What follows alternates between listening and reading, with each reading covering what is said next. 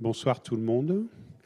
Nous sommes ravis et honorés de recevoir Marie Darrieussecq et Sacha Bokobza à l'occasion de cette conférence. Ça fait 2 ans que nous courons l'un après l'autre avec Marie pour arriver à programmer cette conférence qui a été évidemment différée pour cause de Covid. Et il nous semblait que la réaliser en visio, ça n'avait pas tellement d'intérêt ni de sens. Et du reste, on a bien fait peut-être d'attendre parce qu'entre-temps, le format de la conférence est un peu modifié. Je pense à la présence de Sacha et je vais en dire quelques mots à ce sujet. Alors je disais, mais nous avons négocié même sur le titre de la conférence, Marie Darrieussecq, une écriture atmosphérique. En quelques mots, je dirais en ce qui concerne le parcours de Marie, que tu as été formé à la littérature, si on peut dire, par la Grande Porte, École normale sup, à Ulm, agrégation, doctorat, une thèse de doctorat soutenue, si je fais des erreurs, tu m'arrêtes, soutenue en 97 à Paris 7 sous la direction de Francis Marmande et intitulée « Moments critiques dans l'autobiographie contemporaine, ironie tragique et autofiction » chez Georges Perec, Michel Léris, Serge Dubrovsky et Hervé Guibert.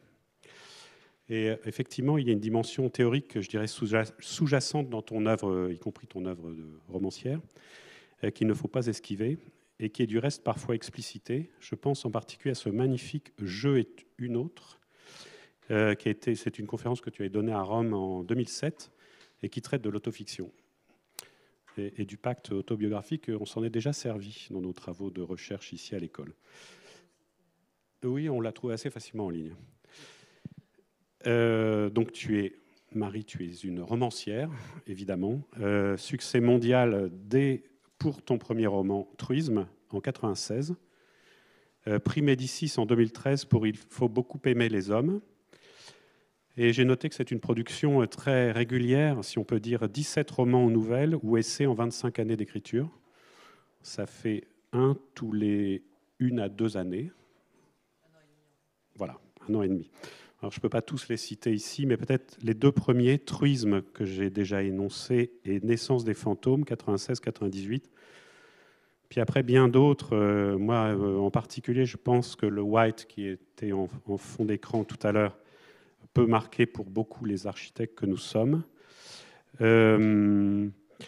Mais aussi, plus récemment, Notre vie dans les forêts, qui est un roman dystopique, et qui peut faire penser d'un certain point de vue, pour celles et ceux qui connaissent, à l'œuvre de Damasio, je trouve aussi.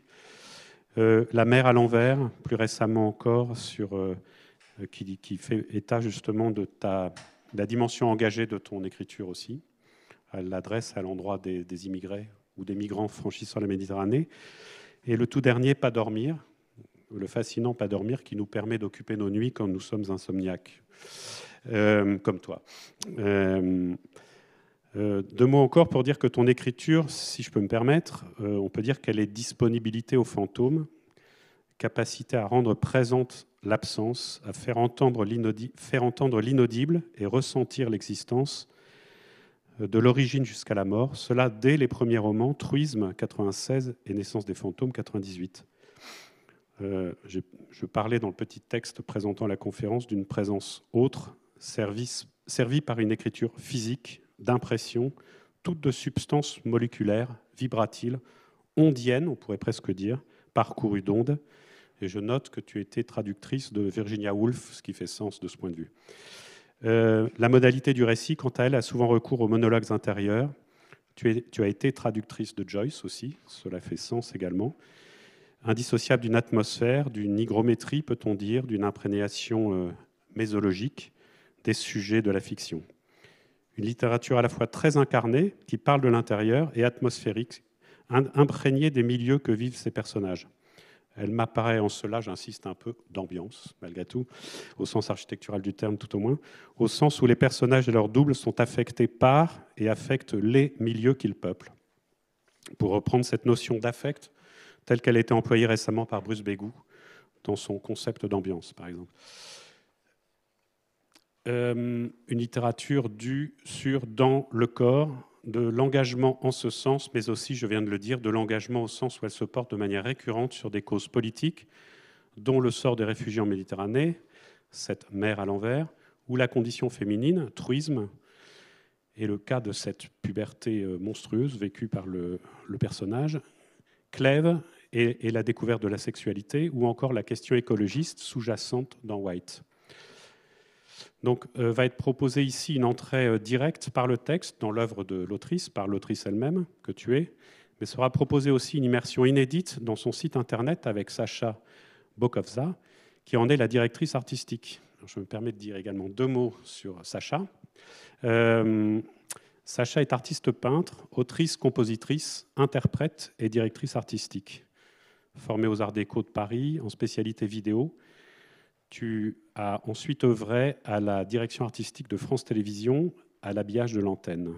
Puis élargi ton domaine d'intervention au digital et aux médias mixtes, à TF1 et au CNRS.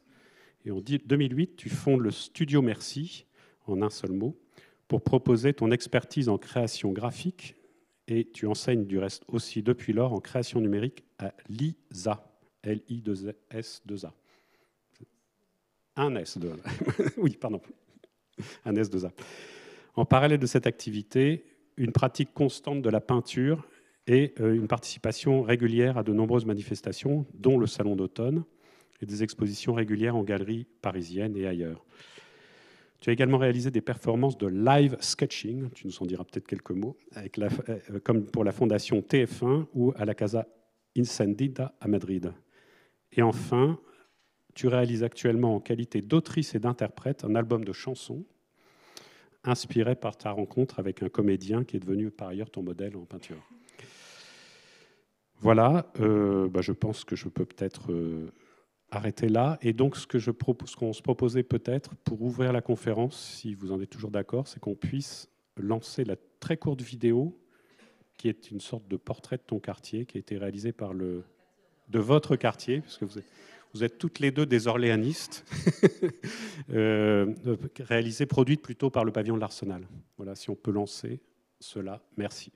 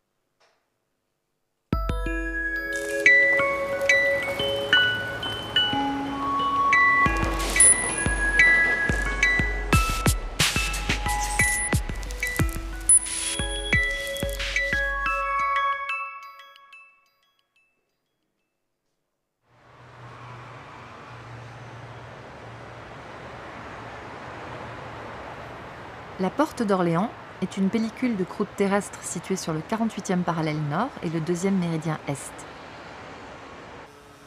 Le long de ce méridien court une nationale qui rejoint Paris à l'Espagne et qui se nomme ici l'avenue du Général Leclerc. Sa silhouette longiligne, seul monument de la porte, domine l'entrée de l'autoroute A6, le périphérique et un parking souterrain à 3 niveaux. Le seul avantage d'habiter une porte est de pouvoir sortir de la ville rapidement. Le général veille aussi sur le square du serment de Koufra, ville de Libye où ses troupes jurèrent de libérer la France. Je l'ai longtemps appelé le square de la dépression, car mes enfants aimaient y jouer et je m'y suis beaucoup ennuyée. Il était doté des meilleurs toboggans du quartier, d'un dynamique marché de la drogue et de l'air le plus pollué de la rive gauche. Ici, ce n'est plus vraiment Paris et pas encore tout à fait la banlieue. Les bistrots ont un air anonyme et vacant, comme le Corentin, qui existait déjà dans les années 50 et qu'évoque Patrick Modiano, avec son père s'éloignant à jamais vers Montrouge et leur rendez-vous manqué dans les aires, rotondes et terminus de cet arrière-pays. Tous ces bars des dernières fois portent les couleurs trop gaies des portes de Paris, rouge vif, jaune doré, miroir brisé ou rose bonbon, comme le hall de l'Idéal Hôtel. N'y loge que des voyageurs de passage ou, au contraire, des familles durablement privées de domicile. Hôtels sociaux et hôtels de congrès se côtoient. On mange sur le pouce, on s'habille en friperie de vêtements qui furent à des fantômes. On se presse aux 50 arrêts de bus, on demande son chemin en 100 langues. La ligne 4 du métro vous envoie plein nord à l'autre porte, celle de Clignancourt. Le tramway vous propulse d'est en ouest. Le RER B joint les deux aéroports, Orly et Roissy. La porte d'Orléans ouvre sur Shanghai et Rio, mais aussi sur Breuil-Village, au bord de la Nationale, ou Étampes et bien sûr Orléans. Habiter Porte d'Orléans, c'est habiter les bouts du monde. Le soir, il me semble entendre la porte gémir sur ses gonds, dans les sirènes hurlantes des flics et des transports de prisonniers. La porte semble privatisée par la préfecture pour relier à toute vitesse les prisons de Fresnes et de la Santé, et Orly et l'Élysée, comme si Paris n'était ici que traversable.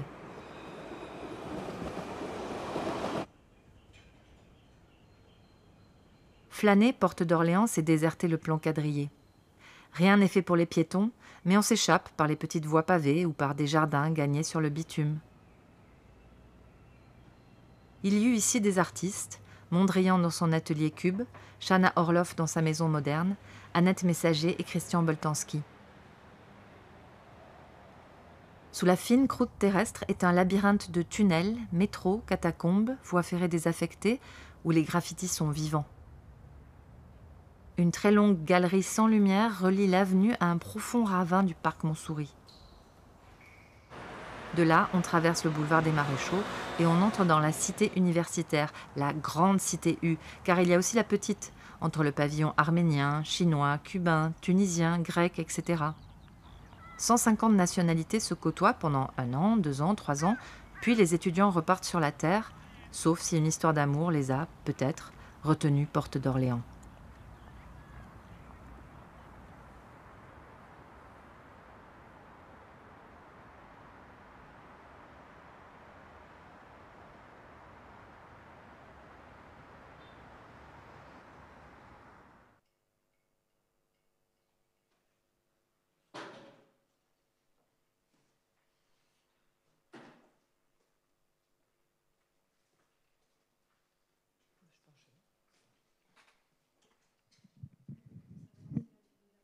Bonsoir à toutes et à tous. L'ensemble de la ville est maillé par de grands établissements de soins. Et on va remettre le site peut-être ? Merci.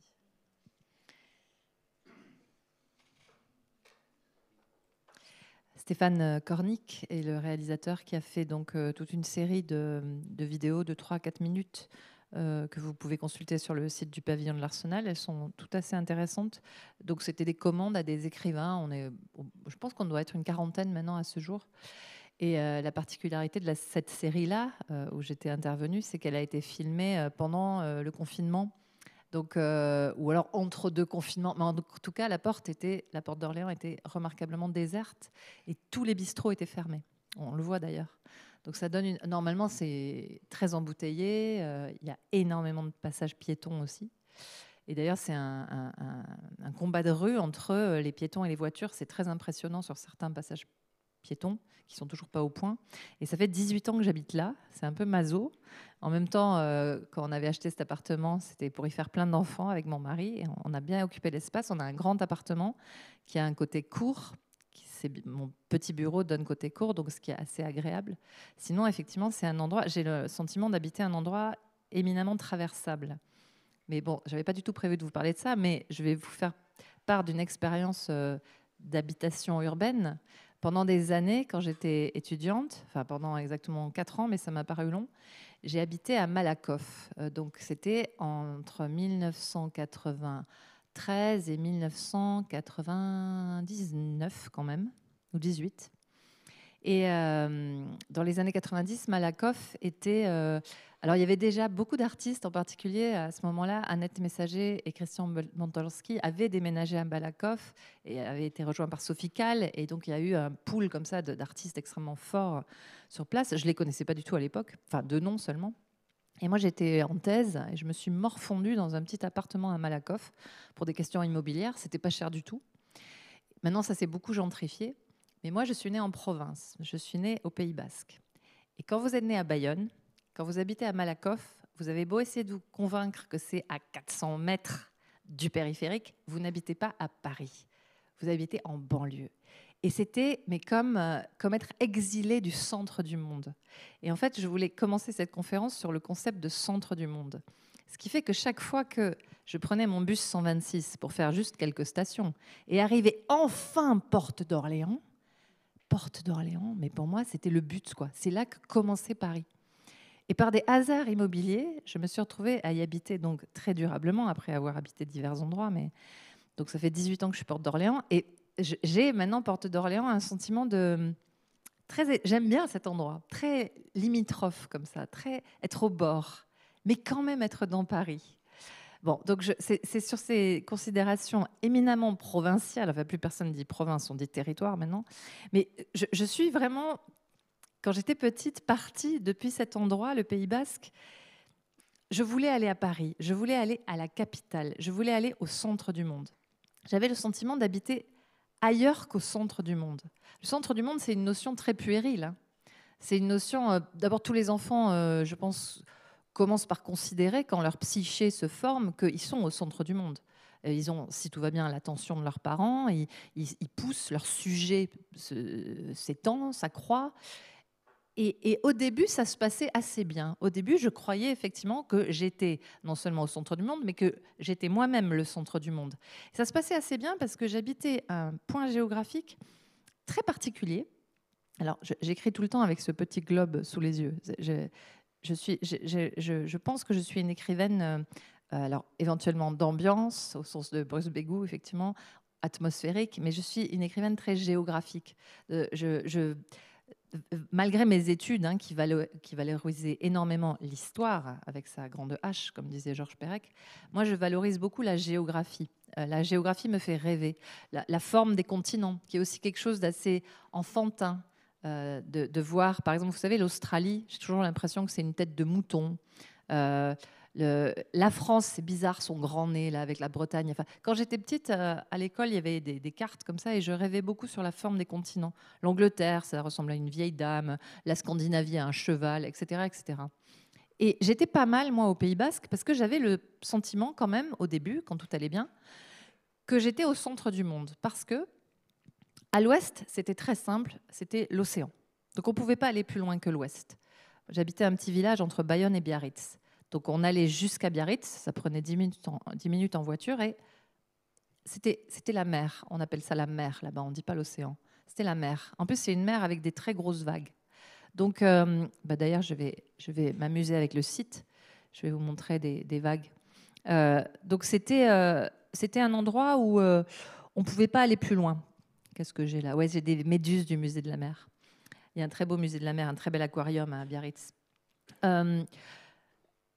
Au nord, c'était très simple aussi. Il y avait la forêt des Landes. Et vu de mon enfance, la forêt des Landes, c'était vraiment quelque chose de très grand et que voilà, ça faisait frontière au nord. Et puis après, il y avait Paris. Au sud, il y avait une frontière, pour le coup, une frontière d'État, une frontière étatique qui séparait la France et l'Espagne. Mais moi, étant basque, ça fait aussi partie de mon identité d'écrivaine. Je vivais cette frontière comme soit injuste, soit éminemment là aussi traversable. Et l'Europe a nettement amélioré le passage de cette frontière. Quand j'étais petite, il y avait un terrorisme basque qui faisait que la frontière était relativement dangereuse à passer. Et puis surtout, Franco, le dictateur espagnol, est mort quand j'avais seulement 6 ans, en fait. Donc il y avait vraiment cet effet de buter. On ne pouvait pas aller en Espagne, on ne pouvait pas aller de l'autre côté, comme disaient mes parents, c'est-à-dire du côté sud du Pays Basque, très facilement. Et donc il y avait l'Espagne, et puis après, il y avait cet imaginaire de l'Afrique, du Sahara, voilà. Après, j'ai beaucoup voyagé, en particulier dans le golfe de Guinée, en Afrique quasiment équatoriale, avec là aussi un effet de golfe. Le golfe de Guinée et le golfe de Gascogne, où je suis née, ont des effets de... Il y a une espèce d'équivalent géographique. En particulier, c'est les mêmes vagues au fond. Et j'ai beaucoup voyagé au Cameroun, au Gabon et dans tout ce coin-là. Éventuellement, on en parlera. Il y a une qualité de vague. J'ai écrit un livre qui s'appelle Précision sur les vagues, qui m'inspire, pour dire ce mot un peu galvaudé, ce verbe un peu galvaudé. Et puis donc, pour finir mes 4 points cardinaux, à l'est de mon petit pays natal, il y avait la masse énorme du continent, de l'Eurasie jusqu'à Vladivostok, qui était aussi un bout du monde qui me faisait rêver. Donc voilà, je me sentais au centre. Voilà, le Pays Basque était le centre du monde, tout allait bien. Très très rapidement, donc, je suis tombée de cet Éden et il a fallu que j'aille voir ailleurs les centres du monde. Alors ça a été d'abord Bordeaux, on fait comme on peut, hein. C'était la grande ville. Après Paris, qui est une ville qui m'a énormément nourrie culturellement et où j'ai fini par faire ma vie. Et puis grâce à mon premier roman en particulier, Truisme, qui a été publié en 1996, ce roman a été traduit actuellement, je crois qu'on en est à 46 pays. Donc c'est assez, ça arrive jamais normalement, pas à ce point-là. C'est un coup de bol, c'est un coup de talent aussi si vous voulez, mais c'est quand même un gros coup de bol. En particulier, j'ai bénéficié d'un effet géopolitique qui est que, paru en 96, le mur de Berlin était tombé en 91, si je ne m'abuse, et il y a tous les pays du bloc de l'Est qui se sont, par exemple la Lituanie, l'Estonie, la Lettonie, tous ces petits pays ont eu besoin de jeunes éditeurs indépendants, et même en Russie, il y a eu cet effet-là. Et ils cherchaient des best-sellers pour la jeunesse, des livres qui pouvaient marcher. Et donc, il y a eu un appel d'air comme ça pour ce premier roman, qui a bénéficié à un nombre de traductions. Enfin, être traduit en letton, c'est assez rare, quoi. Donc voilà, il y avait des effets comme ça. Donc grâce à ce livre, je me suis désaxée en quelque sorte. J'ai quitté mon pays imaginaire, mon pays natal, la France même. Et je me suis baladée. Je suis rapidement devenue bilingue en anglais par nécessité. Et j'ai commencé à circuler comme ça et à apprécier le fait qu'il existait en fait plusieurs centres du monde, bien évidemment. En particulier musicalement, moi je suis une enfant des années 80, musicalement, tout le monde nous disait à Paris il se passe rien, c'est à Londres que ça se passe, à Londres et à New York. En fait, maintenant, mes enfants qui ont grosso modo votre âge me disent que t'as connu les années 80 à Paris, ça devait être génial et tout. Voilà. En fait, il y avait plein de choses qui se passaient à Paris dans les années 80. J'étais encore un peu gamine, mais bon. Mais donc, il fallait aller à Londres, il fallait aller à New York, il y avait des effets de snobisme comme ça sur des centre du monde. Je me rappelle aussi de Philippe Solers qui disait que, on était assez copains à ce moment-là, qui disait que un des centres du monde c'était Venise. Bon, maintenant on n'aurait plus trop idée de dire ça, je crois, parce que Venise est devenue très muséale. Mais il y avait quand même un effet de centre du monde, d'abord historique, d'autrefois, et puis pour la beauté. Ça dépend ce qu'on cherche. Chacun a peut-être son propre centre du monde. Kafka, il a une très belle phrase. Il dit chacun porte une chambre en soi. C'est une phrase pour les architectes, ça, ou pour les psys. Chacun porte une chambre en soi. C'est un très court texte de Kafka qu'on trouve en ligne facilement. C'est un texte qui fait peut-être 12 lignes, extrêmement énigmatique, que je cite d'ailleurs in extenso dans Pas dormir. Chacun porte une chambre en soi. Mais chacun porte un centre du monde aussi en soi. Et alors là, je saute les étapes pour aller un peu vite, mais... vous prenez par exemple quelqu'un comme Marguerite Duras, elle a une autre très belle phrase, elle dit « La Seine, c'est le Mékong ». La Seine, c'est le Mékong. Ça veut dire quoi? Ça veut dire qu'elle est née au bord du Mékong. Comme vous savez, peut-être sa mère s'est battue contre l'océan Pacifique et les alluvions du Mékong, etc., pour essayer de maintenir sa plantation. Hein. C'était l'époque coloniale. Et elle a échoué, bien sûr. Et Duras est rentrée en France, très jeune. Et elle a toujours considéré la Seine comme le Mékong. Parce qu'effectivement, si vous regardez la Seine d'une certaine façon, elle va vous évoquer votre fleuve perdu. Peut-être chacun porte en soi un fleuve perdu aussi. Mais ce qui m'intéresse, c'est que les écrivains, les écrivaines qui me nourrissent, qui m'inspirent, ils ont ce genre d'audace aussi, de phrases. Et donc, on peut se dire que Marguerite Duras, son centre du monde perdu, est perdu aussi historiquement, C'était Saïgon aussi. Hein. Donc chacun porte un centre du monde comme ça. Et en me promenant beaucoup sur la planète et en me mettant à travailler de façon assez assidue avec ce qu'on appelle les migrants, mais il faudra évidemment discuter ce terme, chacun a aussi porté un centre du monde perdu en lui ou en elle. Je me suis rendu compte aussi que les diasporas, par exemple, en ce moment, l'Ukraine, à Kiev, la capitale de l'Ukraine, il y a la petite Erevan. Erevan, c'est la capitale des Arméniens. Or, les Arméniens, qui sont un peuple vraiment qui a pris super cher, ils se sont déplacés beaucoup en Ukraine et ils ont établi une espèce de deuxième capitale à Kiev, la petite Erevan. Donc on imagine là la détresse particulière des Arméniens qui sont délogés une deuxième fois. Mais par exemple, à Los Angeles, où je vais de temps en temps, j'y ai des projets, il y a la petite Téhéran, Little Téhéran. Donc les diasporas comme ça, la diaspora iranienne a sa deuxième capitale à Los Angeles. À Paris, il y a une petite Kinshasa. Hein. Beaucoup de gens de RDC se sont établis, en particulier à Château, etc. Beaucoup de nos gens du Nigeria aussi aujourd'hui. Donc les centres du monde sont mouvants. Les centres du monde se déplacent. Et pourquoi je vous parle de ça ? D'abord parce qu'on est ici, je crois, pour parler d'habiter. Habiter, c'est un verbe qui est hyper important pour moi. Et ensuite parce que le monde réclame quelque chose de moi. Je ne suis pas un écrivain engagé, on peut aussi discuter ce terme, mais je ne peux pas faire comme si le monde ne réclamait pas quelque chose de moi. Alors, il ne réclame pas des livres. Hein. En fait, tout le monde s'en fiche que j'écrive ou pas des livres. Personne n'a besoin de mes livres. Quand on est écrivain ou artiste, il faut imposer ce qu'on fait. Personne n'en a besoin. Hein. C'est vous qui allez chercher le public, qui allez chercher du désir, en fait. Parce que moi, si j'arrête d'écrire demain, mon mari sera peut-être désolé, ma maman sera très triste, mon éditeur sera embêté. Mais tout le monde s'en fout, en fait. Il faut le savoir. Donc le monde ne me réclame rien, sauf que quand je me mets à écrire, en fait, si. Je ne peux pas écrire n'importe quoi. Je ne peux pas écrire comme si, en particulier, il n'y avait pas un phénomène de migration de masse, qui n'est pas une crise, évidemment, hein, c'est un état du monde. Ça va continuer, ça va encore prendre de très grandes proportions. Mais donc, quand j'avais commencé à travailler avec des migrants, c'était d'abord parce que j'essayais de me rendre utile entre deux bouquins. Et puis, en fait, c'était aussi parce que j'avais d'autres projets d'écriture. Je n'avais pas spécialement envie d'écrire sur la migration. C'était même un sujet qui me cassait pas mal les pieds. C'est assez sinistre. Je ne sais pas quoi en dire. Je ne sais pas quoi en penser. Si, je sais un peu quoi en penser, mais en fait, ça dépend des jours aussi. Mais je ne pouvais pas ne pas écrire dessus. Il n'y a pas le choix, en fait. On ne se dit pas, tiens, je vais écrire sur ça. Non, il n'y a pas le choix. Donc, cette idée d'habiter. Alors là, mine de rien, ça, c'était ma première partie. Ça s'appelait 1, où est le centre du monde ? Maintenant, je vais faire 2, les voyageurs jardiniers. Alors là, je fais semblant de faire un plan, hein, parce que, petite incise, je suis incapable de faire un plan. C'est un de mes problèmes quand j'écris. Alors, je parle aussi à des architectes. Hein. Le mot plan, ça doit être des étudiants architectes.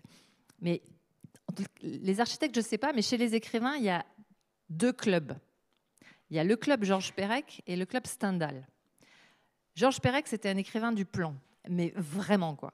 C'est-à-dire qu'avant d'écrire un roman, il faisait un cahier des charges. Ce n'était pas un plan, c'était un cahier, un vrai cahier, épais comme ça, où il avait prévu absolument toutes les cases, en particulier de son grand livre qui s'appelle « La vie mode d'emploi ». Il y a un cahier des charges de la vie mode d'emploi où il a prévu absolument toutes les cases. C'est un immeuble, la vie mode d'emploi. Donc il y a tous les habitants, il y a tout ce qui va arriver à tous les habitants, et ça se développe paragraphe par paragraphe, et à l'intérieur, c'est phrase par phrase. En fait, il ne lui reste plus qu'à l'écrire.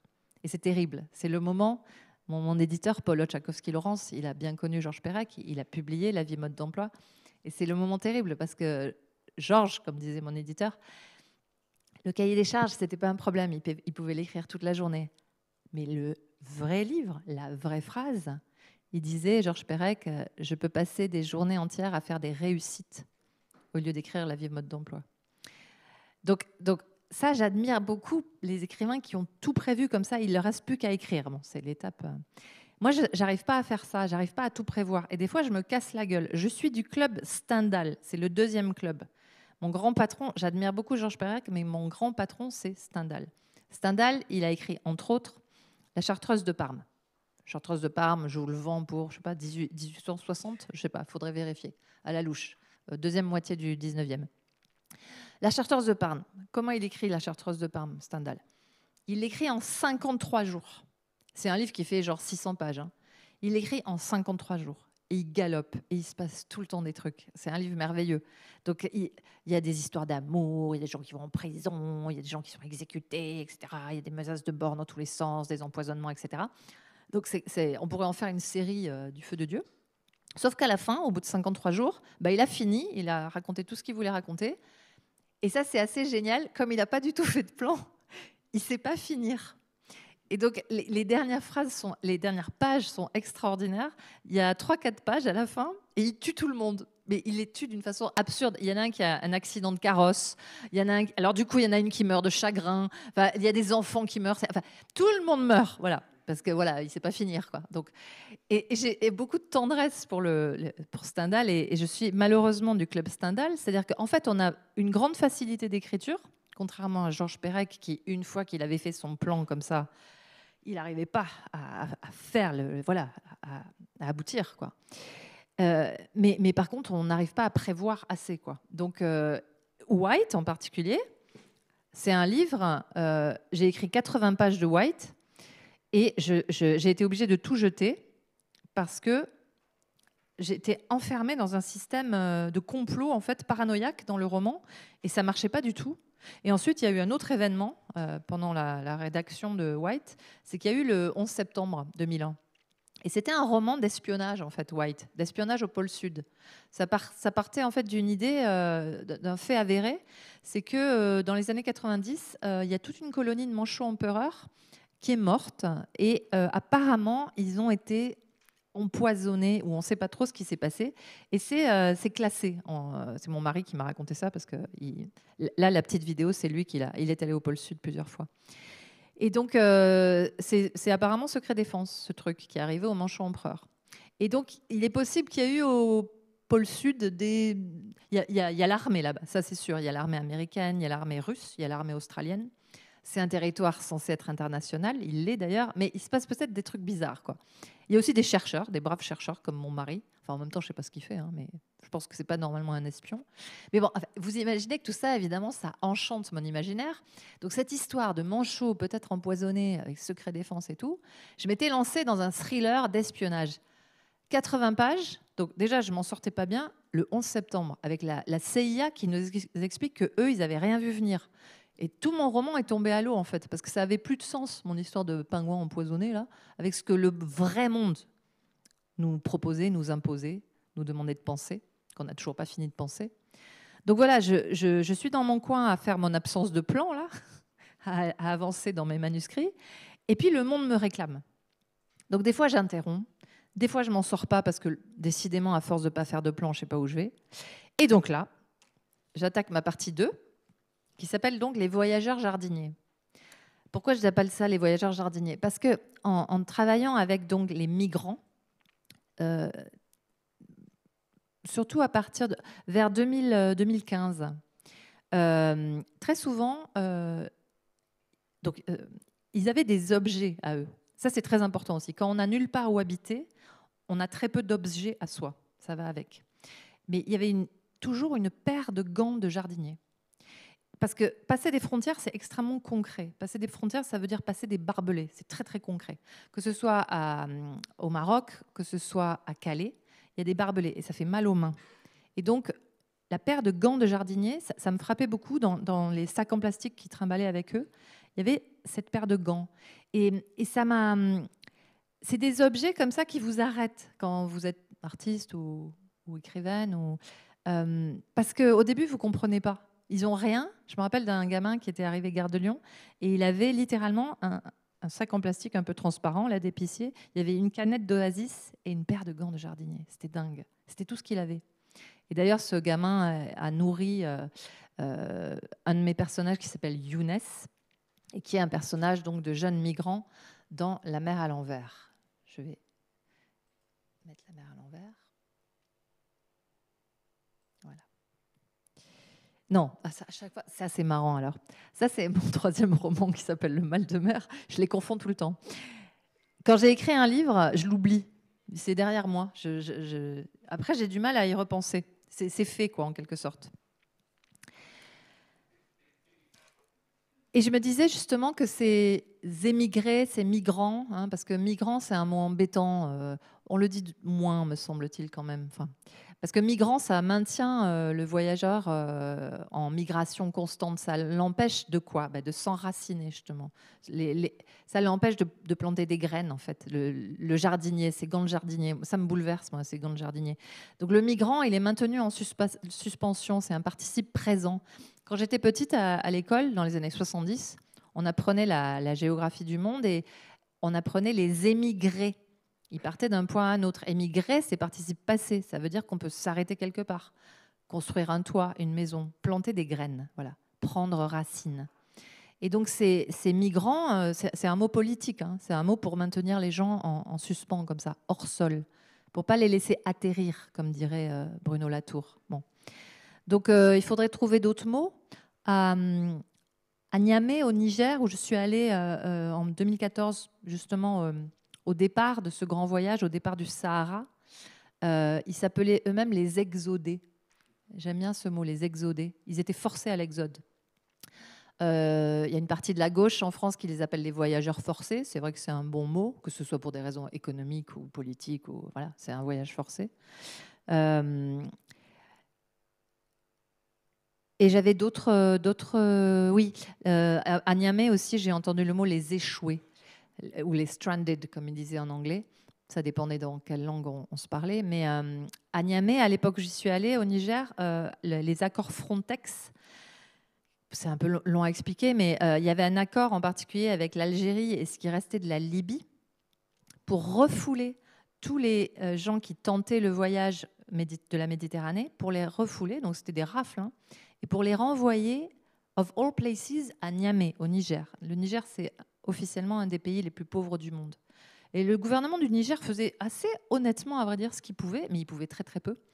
Et donc là-bas, j'ai vu des gens qui n'avaient même pas, vous savez, la bâche bleue ou le sol de carton pour habiter. Donc ils s'appelaient eux-mêmes les échoués, les stranded. Et ils venaient en général du golfe de Guinée, les gens qui étaient là. Donc il y a une partie du continent africain très verte, très luxuriante, mais où économiquement, ils n'avaient aucun avenir.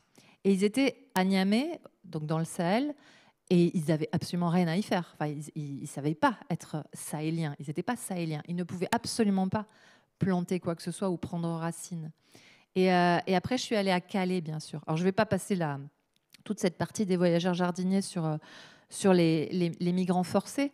Mais je vais vous lire un petit passage de Pas dormir. Donc, j'ai écrit La mer à l'envers en m'inspirant de toutes ces expériences de migration. Je vous dirai aussi comment je l'ai écrit. Mais Pas dormir est aussi une sorte de suite. C'est un essai, c'est pas un roman. Bon, c'est sur mon insomnie chronique. Mais c'est aussi sur cette idée de qui a le droit d'habiter où, en fait. Parce qu'habiter, c'est pas juste habiter. Habiter, c'est dormir. Qu'on soit insomniaque ou pas, il faut avoir un endroit de repli, un endroit sûr. Lévinas, il appelle ça une base, une coquille. Il dit que l'être a besoin d'une chambre pour se replier comme ça.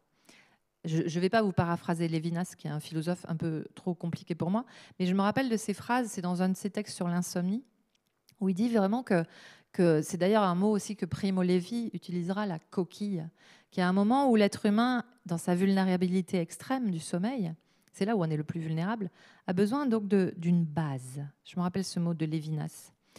Et en écoutant tous ces jeunes migrants, en général, ils étaient très jeunes, je pensais à Kafka. Je vais vous lire un passage de Pas dormir où je parle du château de Kafka. Le château, c'est pas rien. Le château, c'est l'habitat, quoi, l'habitat suprême. Alors Kafka, il aimerait bien, il va pas habiter au château, faut pas rêver, mais il aimerait bien quand même juste pouvoir dormir là ce soir-là, pouvoir se replier un moment. Dans le château de Kafka, K est sans cesse renvoyé à sa condition d'étranger.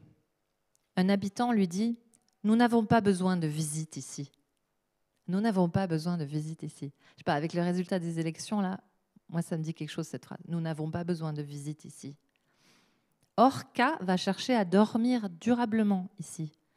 Le réfugié, il n'est pas là pour la journée. Le demandeur d'asile, c'est pour plus d'une nuit.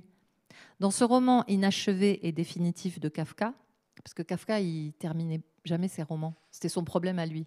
Kafka, c'est le meilleur, soyons clairs. Il n'y a pas mieux que Kafka. Si vous devez lire un seul écrivain dans votre vie, vous lisez Kafka. Il ne faut pas chercher, c'est Kafka. Le Château, en particulier. À mon avis, c'est son meilleur. Ou America. Le procès, c'est vachement bien aussi. Ça dépend si vous êtes plutôt hystérique ou plutôt paranoïaque ou obsessionnel. Bon, pour moi, c'est Le Château. C'est extraordinaire, Le Château. Kafka, son grand sujet, c'est qui a le droit d'habiter où, je vous le dis. Il parle que de ça, tout le temps. Le procès, ça parle de ça. Le Château, ça parle de ça. Et America, encore plus. Parce qu'America, c'est vraiment l'histoire d'un migrant. Et où est-ce qu'il se retrouve à loger sur un balcon. Il a juste le droit d'être au bord d'un balcon. Mais lisez ça. Comme architecte, vous ne pouvez pas ne pas lire Kafka. Bon. Alors, dans ce roman inachevé et définitif, ah oui, alors pourquoi j'insiste sur inachevé, c'est que Kafka, moi, je ne peux pas écrire après Kafka. Je peux écrire après Proust, parce que je vois toutes ses combines, je vois son chantier. Je peux écrire après Duras, parce que Duras, elle exagère. Kafka, je ne peux pas écrire après lui. Il est trop fort, quoi. Je ne sais pas, c'est Dieu, je ne sais pas comment. Heureusement, il a été infichu de terminer ses romans. Il n'y en a pas un qui est fini. C'est la seule chose qui me sauve. Sinon, je ne pourrais pas écrire, quoi. Donc lui, il ne savait pas finir. Donc voilà. Alors, dans ce roman inachevé et définitif, Le Château, K cherche soir après soir une chambre. Bon, au château, donc, n'y pensons pas. Mais même pour rester à l'auberge, je cite les habitants, il faut avoir l'autorisation pour passer une nuit. Mais il n'y a aucun guichet qui est accessible, se plaint K. Il voudrait bien aller faire les papiers administratifs, mais il n'y a pas de guichet ouvert. Personne ne sait lui expliquer les démarches. Alors Kafka pose la seule question raisonnable. Mais alors, pourquoi m'avez-vous réveillé? Parce que K est bon dormeur. Les premières pages du roman nous le montrent bien. K, il dort très bien, il n'est pas du tout insomniaque comme moi. Mais tous ces gens penchés au-dessus de lui, qui téléphonent sans arrêt pour savoir si oui ou non il a le droit de rester là, à l'auberge, et, je cite, « il s'avéra que le téléphone était installé juste au-dessus de la tête de K ». Bon, forcément, ça l'empêche de dormir. Alors, on finit par tolérer que lui et sa fiancée dorment à l'école, mais ils doivent sans arrêt changer de salle dès que la classe commence, en particulier, et ils se réveillent souvent sous le regard des petits écoliers ou des parents qui viennent chercher les gamins. Quand j'ai visité les gymnases de Grande-Synthe et de Calais, ou de toutes les villes comme Arcachon où on a accueilli des migrants, c'est K que j'ai vu. C'est lui que j'ai vu. Quand il y a des photos de ces gymnases dans Pas dormir, en particulier à Grande-Synthe, où le maire à l'époque, qui était un maire écolo, Damien Carême, il avait évidemment décidé d'ouvrir les gymnases pour mettre en particulier c'était des Kurdes qui arrivaient, pour les mettre à l'abri. Je me rappelle de Damien Carême disant « Personne ne mourra de faim et de froid sur ma commune », ce qui est vraiment ce qu'on demande d'abord à un maire. Et je voyais ces gymnases, et quand on y allait, j'allais à la distribution des petits-déj le matin, et il y avait tous ces gens qui dormaient là, qui se réveillaient forcément avec notre raffut, et je voyais K. Et la phrase que disent sans arrêt les habitants à K dans le château, c'est « Hélas, avec la meilleure volonté du monde, on ne pouvait pas respecter le sommeil de K ».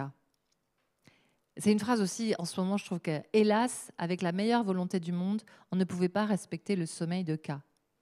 Et à l'époque où j'étais donc à Grande-Synthe et à Calais, début 2018, la jungle, la dite jungle, n'existait plus, elle avait été démantelée, à vrai dire dans des conditions pas trop horribles. Mais après, c'est là que vraiment c'est devenu horrible, c'est que les flics, les gendarmes, et j'ai beaucoup discuté avec eux aussi, hein, c'est pas des démons ces gens-là, mais ils avaient ordre de gazer tout début de tente, enfin de la démanteler et de gazer les sacs de couchage.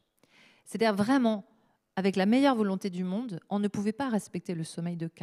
L'ordre était à 4 heures du matin de venir déloger les gens. Et je me disais, et en plus de saccager leur peu de possession, et je me disais, le sommeil, le droit au logement, on parle toujours du droit au logement, mais le droit au sommeil, ça devrait être un des droits, mais inscrits. Voilà. Donc on est au-delà de la notion d'habiter. Hein. On est vraiment avoir le droit d'un sommeil sûr. Ça parle aussi aux Ukrainiens en ce moment, forcément. Mais Pas dormir, c'est un livre sur mon insomnie. Et donc moi, je suis une insomniaque chic. Moi, quand j'allais à Calais et que je rentrais à l'Holiday Inn de Calais sur le port, J'avais honte, forcément, quoi, parce qu'eux, ils restaient dormir dans la gravière. Mais donc, j'avais le droit, en tout cas, de ne pas dormir, mais de ne pas dormir au chaud. Et je me disais qu'il fallait un autre mot pour l'insomnie, de quand on n'a même pas où ne pas dormir au chaud, quoi. Que ça devrait porter un autre nom que insomnie. Il y a plusieurs types d'insomnie, quoi.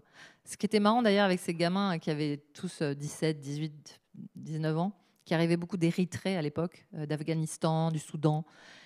Il me disait, mais rentre te mettre au chaud parce que tu dois être en forme pour écrire pour nous. Et ça, c'était la parole la plus... On est obligé d'écrire après ça. Qu'est-ce que vous voulez faire? Donc, si je suis une écrivaine engagée, c'est là-dessus. Parce qu'après, je ne vais pas être trop longue, mais après, vous aurez le droit de me poser des questions parce que je suis un vrai moulin à parole. Mais après, la troisième partie, parce que je suis organisée, c'est quelle narration? Parce qu'évidemment, je ne vais pas écrire du point de vue de ces gamins-là, ni du point de vue des échoués à Niamey au Niger. Par contre, je vais essayer d'écrire vers eux, pour eux, pas à leur place, mais dans leur direction.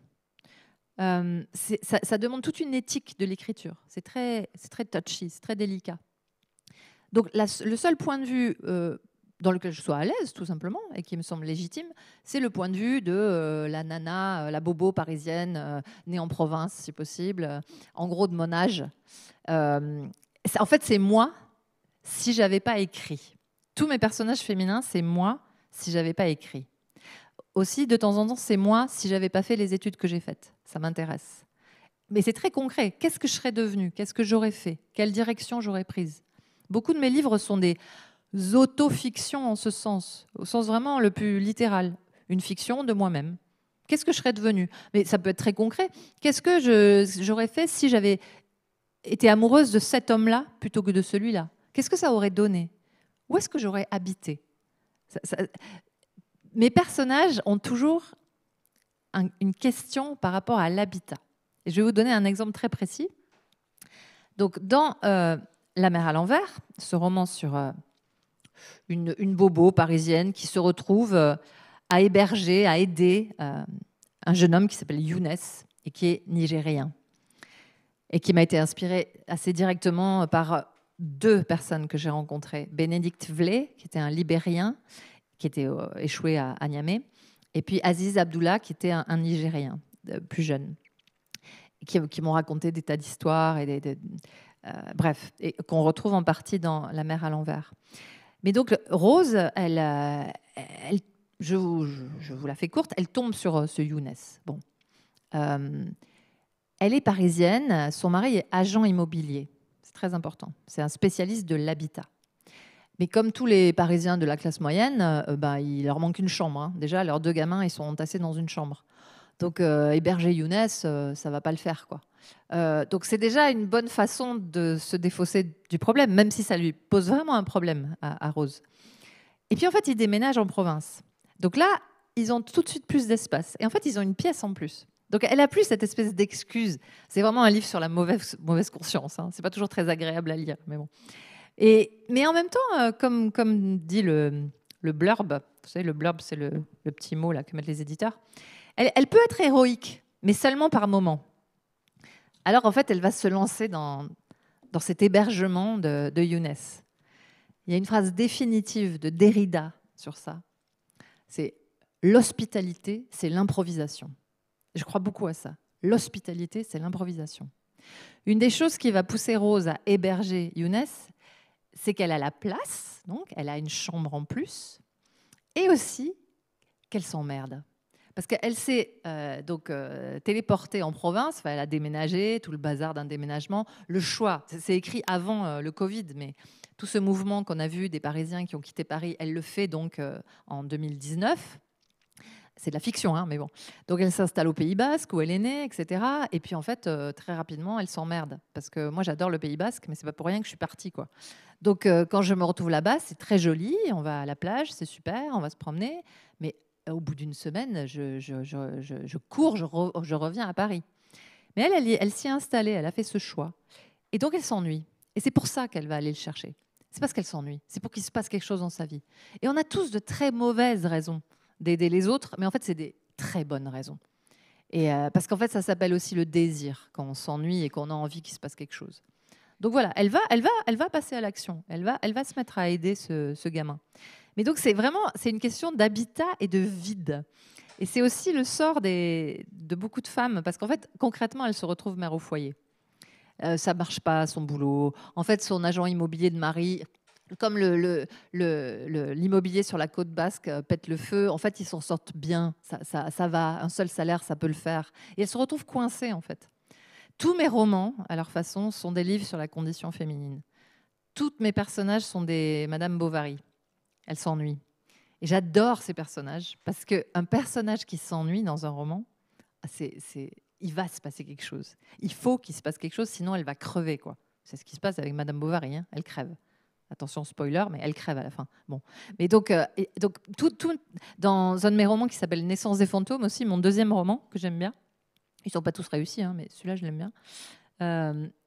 Il y avait déjà un personnage d'agent immobilier, j'avais oublié. Et il y a déjà un personnage d'épouse qui attend que son mari revienne. Pourquoi ils sont agents immobiliers ? C'est évident, c'est parce que l'agent immobilier, c'est un spécialiste de l'habitat. J'en ai connu, j'ai enquêté auprès des voyageurs forcés, des migrants, mais j'ai aussi beaucoup enquêté auprès des agents immobiliers, à Paris et au Pays Basque et en Belgique aussi. Il y a des requins, il y a des types affreux, il y a beaucoup de mecs dans la profession, mais il y a aussi des femmes. Il y a vraiment, qui vont profiter du marché immobilier, qui vont faire du chiffre, etc. Il faut que ça tourne, c'est leur grande phrase, il faut que ça tourne. Et puis il y a des saints, j'en ai rencontré. Il y a des gens dont le métier, dont la mission d'agent immobilier, c'est d'apparier le bon appartement à la bonne famille ou au bon habitant. Et j'ai rencontré des agents immobiliers, d'ailleurs je vais vous lire un petit extrait qui est directement inspiré d'un des agents que j'ai rencontré. Son mari se resserre un verre. Elle lui tend son propre verre. Quand il a commencé à Paris, le mètre carré était à 8 000 francs. Maintenant, il est à 8 000 euros. C'est simple. C'est la spéculation et les étrangers. Mes personnages, ils disent parfois des conneries. Hein. Attention, hein. Mes personnages, ils font même des trucs illégaux des fois. Donc des fois, ils ont des mauvaises pensées. Hein. C'est simple. C'est la spéculation et les étrangers. Le marché est trop volatile. Ça vend au bout de 5 ou 6 ans. Et son mari aime le durable. Par exemple, il l'a épousée pour toujours. Déménager arrive en deuxième place sur l'échelle du stress après le deuil. Alors il ferme la porte, il coupe son téléphone et il pose aux acheteurs et aux vendeurs les mêmes questions. À quel moment de leur vie sont-ils ? Certes, il est obligé de savoir le budget, mais s'il s'agit d'un couple qui est plutôt gardeur ou plutôt jeteur, plutôt claustrophobe ou plutôt nidificateur ou plutôt petit rongeur, il a ces catégories. Il veut apparier le bon bien à la bonne personne. Une verrière qu'un butor ne saurait pas admirer, une cour intérieure qu'il ne faut pas abandonner, une vue non vue. Ça le blesse. L'agent immobilier est le deuxième professionnel le plus détesté après le banquier et avant le député. Mais le premier désir des Français, c'est de devenir propriétaire. Et leur première frustration aussi, c'est QFD. Cette injustice lui pèse. Alors que lui, il finit la 3e bouteille. Tout est là, dans habiter. Que les gens se sentent chez eux, termine Rose. Oui, c'est ça, c'est exactement ça. Son mari a un léger sourire, le sourire du désastre. Son mari est alcoolique, par ailleurs. Bon. Et un peu plus loin dans le roman, parce que son mari a aussi des moments sublimes, il va lui expliquer qu'une fois qu'ils ont donc aménagé dans leur nouvelle maison au Pays Basque, il va lui expliquer que ce cube blanc au bout du chemin, là, ils ont à nouveau beaucoup picolé, ils sont en train de se promener sous la Voie lactée qu'on voit au Pays Basque. Ce cube blanc, c'est chez eux. Ils vont vers ça, ils vont rentrer là. Ils ont un lieu sûr. Bon, et il a un moment un peu sublime sous la Voie lactée, mais qu'il ne peut pas empêcher de gâcher en lui expliquant, parce qu'il est aussi un peu astronome à ses heures, en lui expliquant que... ça doit être ma mère. Vous savez pourquoi on voit la Voie lactée comme un ruban ? Vous vous êtes déjà posé la question ? Parce qu'en fait, la Voie lactée, c'est une galaxie, et comme la plus grande partie des galaxies, c'est une spirale, en fait, hein, notre Voie lactée, là où on habite. En fait, on la voit en ruban parce qu'on est complètement au bord. Et comme on est au bord, on la voit sur la tranche, vous voyez ? Imaginez que la Voie lactée, c'est un gâteau basque, vous voyez ? Ou une tarte aux pommes. En fait, on est au bord et on voit le bord comme ça. Et moi, quand j'ai appris ça, il y a plusieurs années, Mais je me suis sentie, mais pas Malakoff, quoi. Je me suis sentie, mais en très lointaine banlieue, quoi.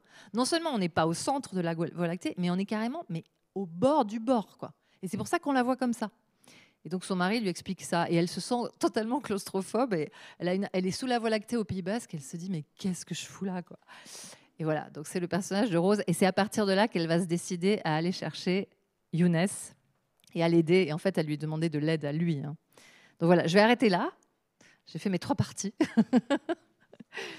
Et on va aussi parler du site, parce que je vous ai beaucoup... je vous ai baladé sur le site.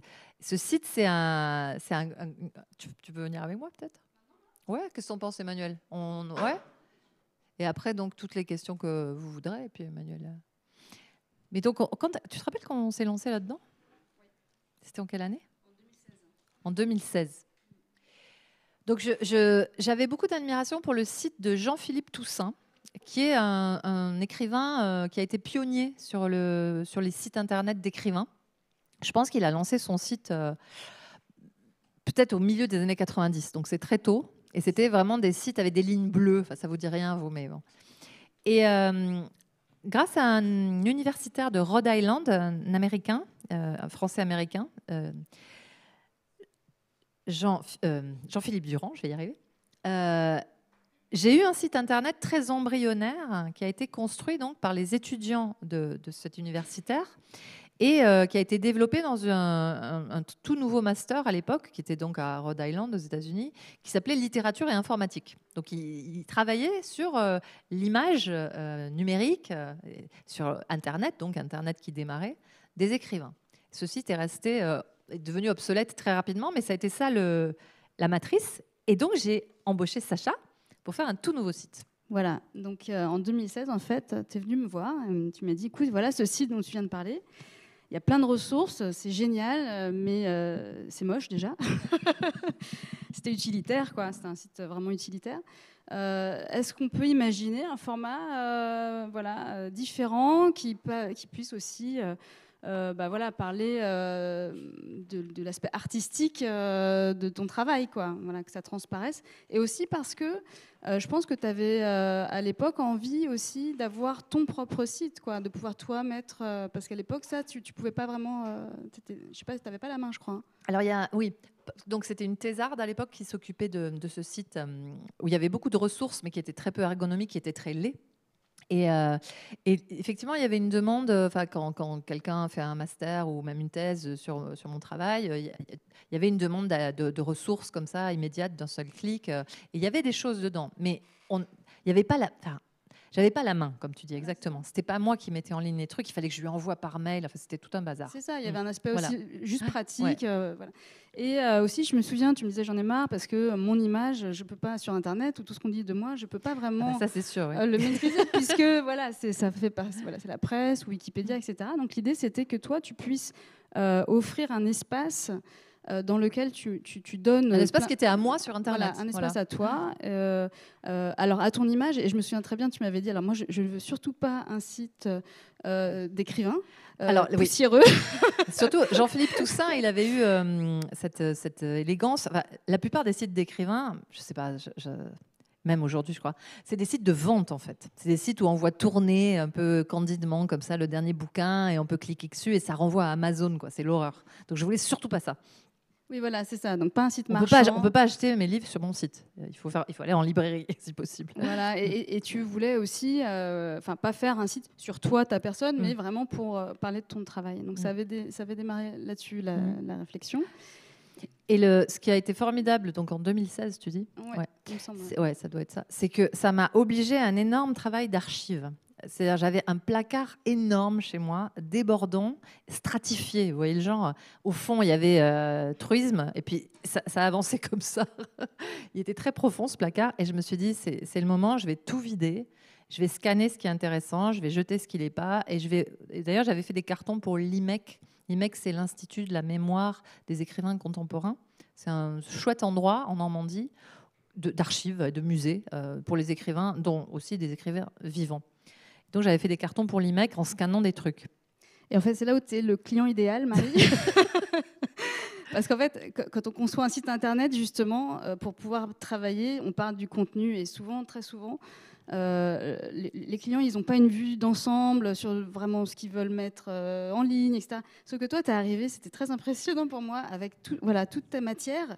Et tu as travaillé à tout scanner, tout numériser. C'était pas non plus très compliqué parce qu'en fait, je voulais qu'il y ait tous les livres. Donc ça faisait des cases évidentes. Tu reviens sur le menu. On a assez vite fait l'arbre, hein, tu te rappelles ? Ouais, cet arbre, ça c'est venu assez rapidement. Donc il y avait tous les livres et alors tu peux cliquer sur la carte qui nous a demandé un boulot de dingue quand même. Donc la carte, c'est parce que j'ai eu la chance de beaucoup voyager et de faire plein de photos, y compris avec des appareils jetables. Enfin, il y a tous les formats là-dessus. Et j'ai archivé et donc on a fait, je sais pas, clique sur oui. Tu veux vraiment aller à Toulouse ? Je ne sais pas. Où tu veux. Je sais pas, va en Inde par exemple. Ouais.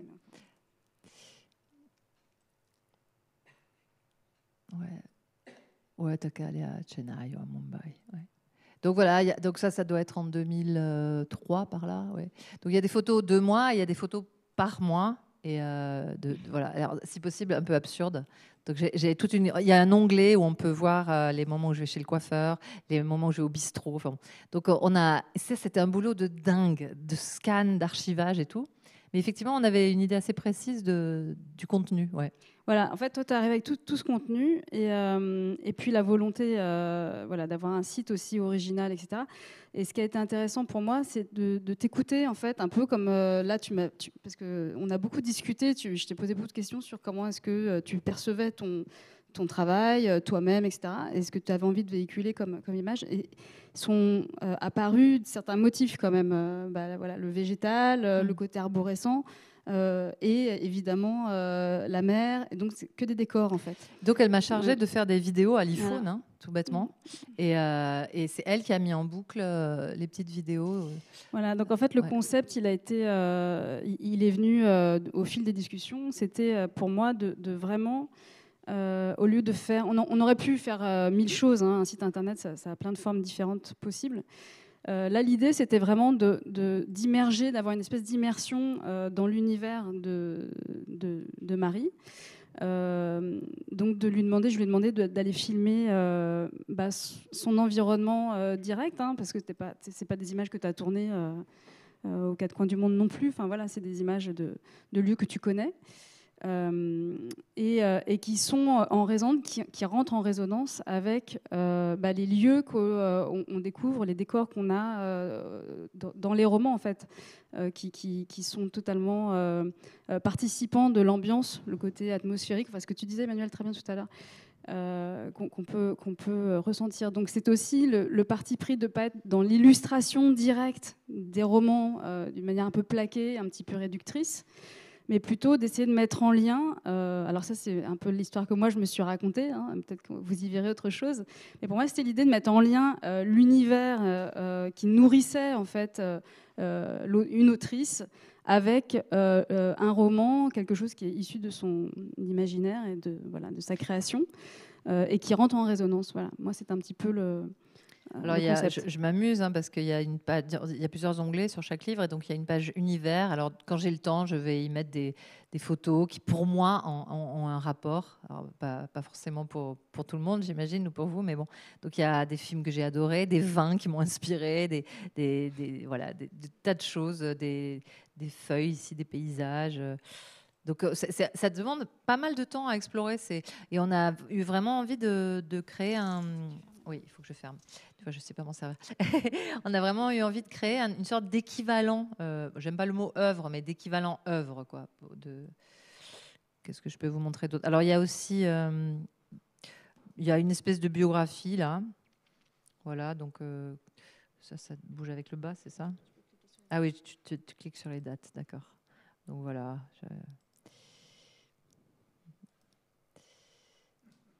Et oui, alors un des défis pour moi, en fait, c'était aussi d'avoir un site sur lequel on ait envie de rester, parce que très fourni. Donc l'enjeu, c'est pas que les gens, un internaute sur 3, je crois, passe 15 secondes à lire un texte sur Internet et il s'en va, quoi.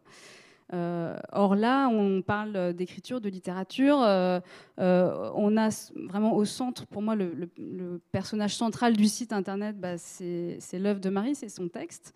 Donc c'est de la typo, en fait, hein, pour un graphiste, en termes de couleurs, d'images, de signes, de formes, c'est de la typo. C'est le signe qui retient le moins les internautes sur un site internet. Donc l'idée, c'était aussi d'amener, de transformer l'expérience du site par l'image sans que ça prenne le pas sur la lecture des contenus et plutôt qui invite à l'exploration. Donc on a créé aussi pas mal de... Ce que tu viens de montrer tout à l'heure, là, en fait, c'est des petites boîtes. Oui. Voilà, le principe graphique des petites boîtes à aller ouvrir. Elles sont fermées, donc on a peut-être envie d'aller les ouvrir. Tiens, qu'est-ce qu'il y a dedans? C'est énigmatique. C'est pas très expliqué.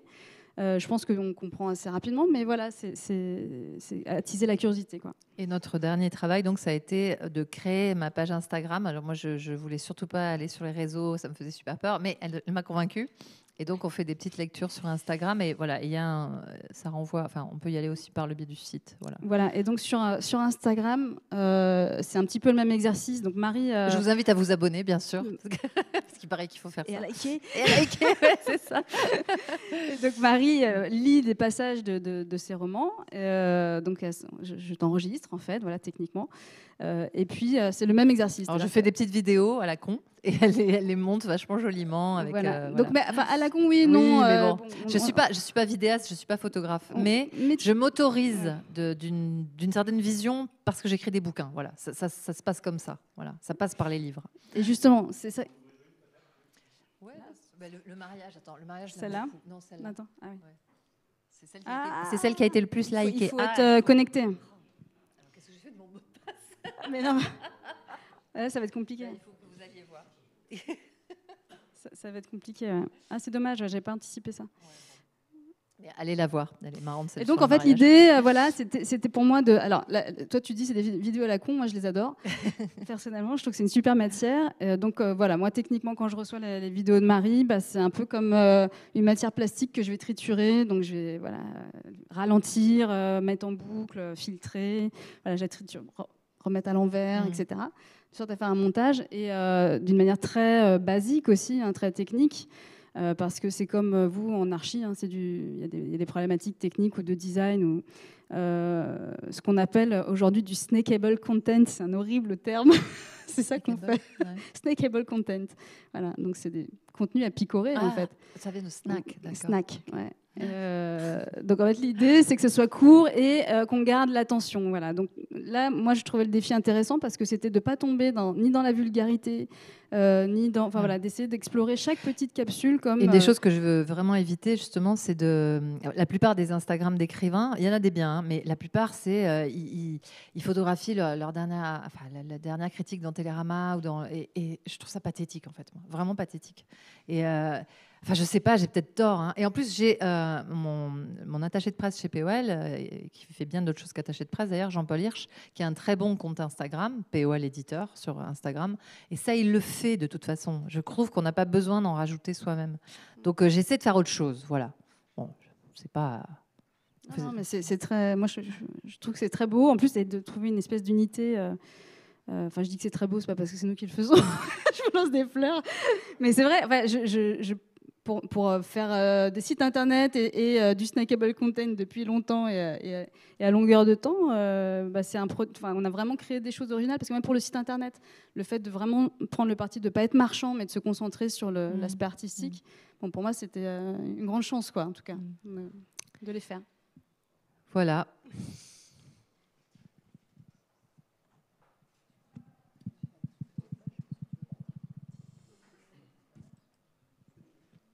On va passer à quelques questions, si vous voulez bien. J'en ai une toute première, par exemple.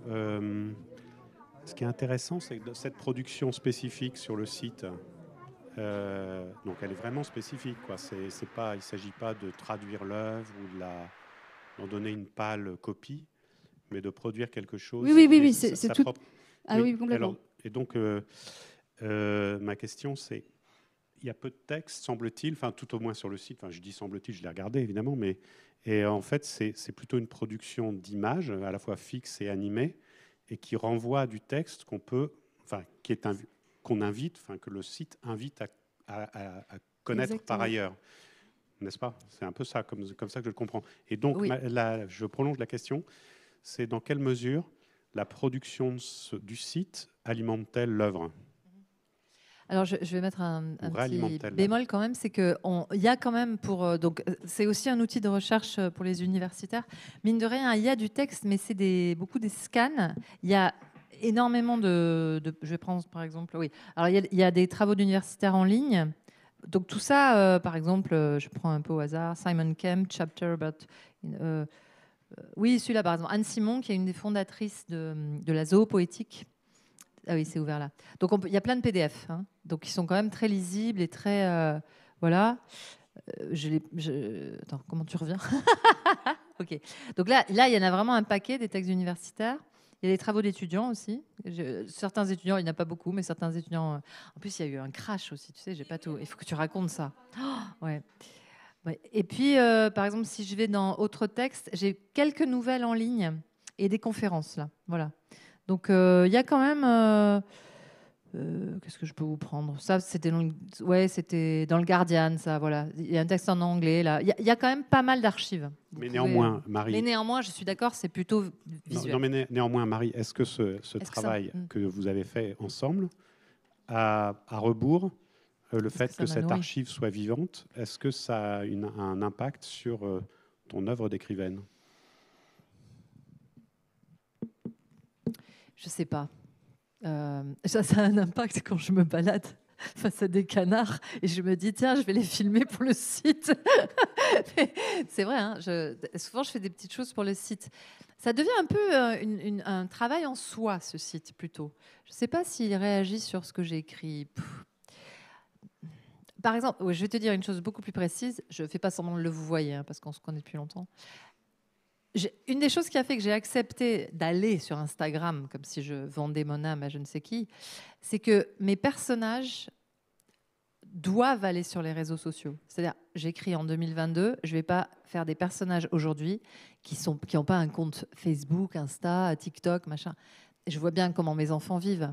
Donc il faut que je sache comment ça marche, il faut que j'explore ça, mais comme on fait un voyage. Hein. Et du coup, vraiment, je passe pas mal de temps sur Instagram en particulier, à regarder comment ça marche, ce que font les gens, comment ils se comportent, qu'est-ce qu'ils donnent à voir. Bon, tout le monde fait ça. Mais je le regarde d'un œil, qu'est-ce que mon personnage, comment elle ou il va s'en servir ? Qu'est-ce que ça va donner? Donc Instagram me nourrit vraiment en ce sens. Mais comme, par exemple, la presse féminine m'a beaucoup nourrie dans les années 90, j'ai énormément lu Elle, Marie-Claire, etc. Parce que pour voir comment on traite les femmes, qu'est-ce qu'on leur ordonne de faire et qu'est-ce qu'elles en font. Voilà.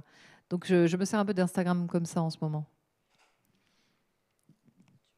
Tu veux raconter le crash d'OVH? C'est un truc de dingue quand même. Ouais. Non, il nous est arrivé un truc affreux. Parce que donc on a travaillé...